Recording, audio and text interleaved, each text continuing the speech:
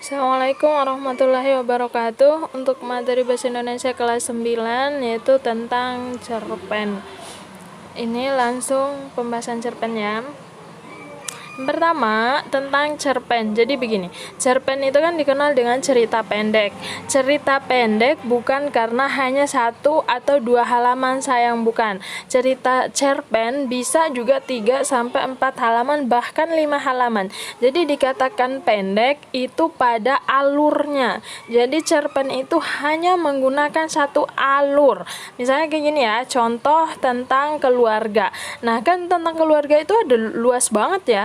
Jadi pilih 1 alurnya. Misalnya tentang keluarga, mau yang bahagia atau yang sedih. Oke, kalau misalnya pilih yang bahagia. Bahagianya pada bagian apa? Misalnya pada bagian ngumpul-ngumpul. Ambil 1 momen, 1 waktu di mana keluarga kalian itu ngumpul-ngumpul. 1 waktu itu aja, nggak cerita panjang lebar kayak gitu. Misalnya saat nonton bareng kayak gitu. Jadi ada hal yang lucu di sana. Nah, ceritakan hanya pada bagian itu. Begitu juga misalnya teman. Nah, ambil 1 momen kalian bersama teman kalian, gitu aja. Bukan panjang-panjang masalah yang beda-beda kayak gitu.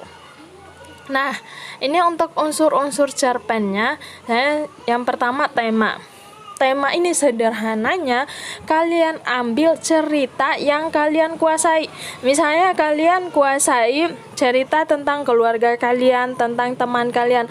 Ambil 1 bagian yang kayak ibu tadi bilang, ambil 1 bagiannya. Misalnya ada momen kalian itu anggap momen yang sangat mengesankan ketika mau berangkat sekolah, ada masalah di rumah misalnya kayak gitu, sehingga membuat kalian terlambat sampai dihukum. Nah, ambil bagian itu aja gitu, ambil yang sikatnya aja gitu, nggak usah luas-luas. Jadi kuncinya tema itu ambil cerita yang kalian kuasai, misalnya tema keluarga atau tema tentang teman sekolah kayak gitu yang kalian kuasai. Nah, yang kedua, dalam cerita juga perhatikan konflik. Konflik itu masalah dalam cerita. Jadi kalau kalian sudah pilih masalahnya, kalian harus tentukan awal masalahnya itu seperti apa. Misalnya ya, ibu contohin nyontek misalnya gitu. Nah, awalnya itu suasananya tenang. Pengawas ruangannya berjalan mengelilingi kelas kayak gitu. Nah, yang kedua, sebab munculnya masalah. Nah, sebab munculnya masalahnya misalnya pada nyontek ini mulai ada 1 peserta ujian yang tindakannya itu mencurigai pengawas kayak gitu, lalu disamperin kah apa gitu. Lalu puncak masalahnya ternyata dia ketahuan menyontek kayak gitu. Jadi dibawa ke ruang BK, heboh gitu. Misalnya di sekolah itu jadi heboh, namanya itu diomongin sama teman-teman kayak gitu.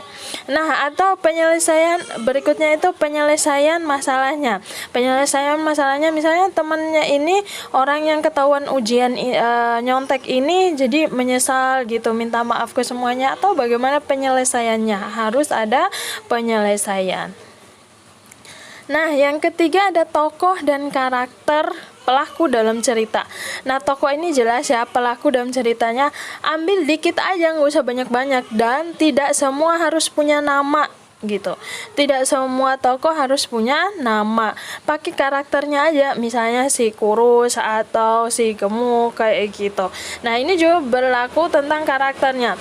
Jadi karakter itu bukan hanya tentang sifat ya. Karakter itu bisa juga tentang ciri tubuh, ciri fisik kayak gitu. Nah, ini juga bisa jadi solusi bagi kalian yang kebingungan untuk memperpanjang ceritanya itu kayak gimana sih gitu. Nah, kalian deskripsikan aja, kalian jabarkan aja tentang tokoh dan karakternya lebih panjang, misalnya tinggi, kurus, apa, baik kayak gitu-gitu ya. Baiklah, ini untuk tugasnya untuk menyicil cerpen kalian. Jadi goalnya nanti kalian membuat cerpen. Jadi kalian membuat 3 unsur cerita yang ibu sudah bahas tadi ya. Ya, tadi ada tentang tema. Kalian tentukan tema cerita yang kalian mau ambil itu bagian yang mana sih dari perjalanan kisah kalian. Terus yang kedua, tokohnya itu seperti konfliknya seperti apa, awalnya, puncaknya, penyelesaiannya kayak apa. Lalu ketiga, itu tokohnya maunya tokoh yang kayak gimana, terus karakternya juga kayak gimana gitu ya. Nanti difotokan, kirim ke ibu guru sayangnya. Baik, demikian untuk materi kali ini. Ibu ucapkan jazakumullahu khairan telah menyimak dengan baik. Wassalamualaikum warahmatullahi wabarakatuh.